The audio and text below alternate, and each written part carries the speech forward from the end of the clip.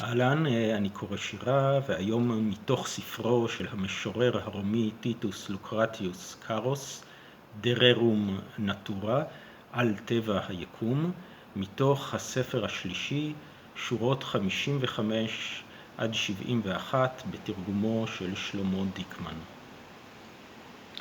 רק בצרה ייבחן האדם, בשברו ובצר לו. לאמיתה מתגלה נשמתו, לאור יום אז תופיע, מחביונות ישותה, יעלה כל אמת, יחשפנה. את קליפתו אז זורק בן אדם, אך תוכו יישאר בו. אף תאוות הממון ובולמוס הכבוד במולדת, פעם בפעם יצודו רבים במלכודת הפשע. אז ימעלו בחוקים, יתפסו לעוון ולרצח.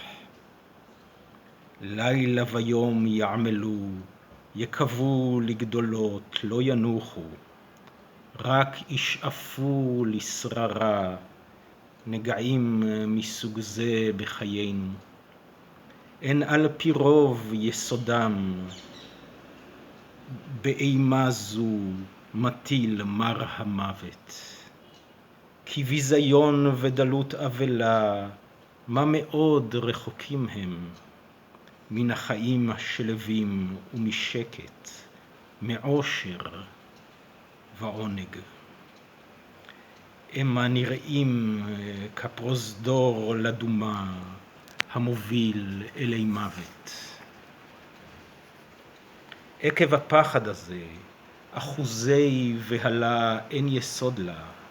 האנשים ברצותם להרחיק את עצמם מכל אלה, הון יצברו על פגרי אחיהם, מדמיהם יעשירו, תאוותם אוכלתם, ורצח יוסיפו על רצח.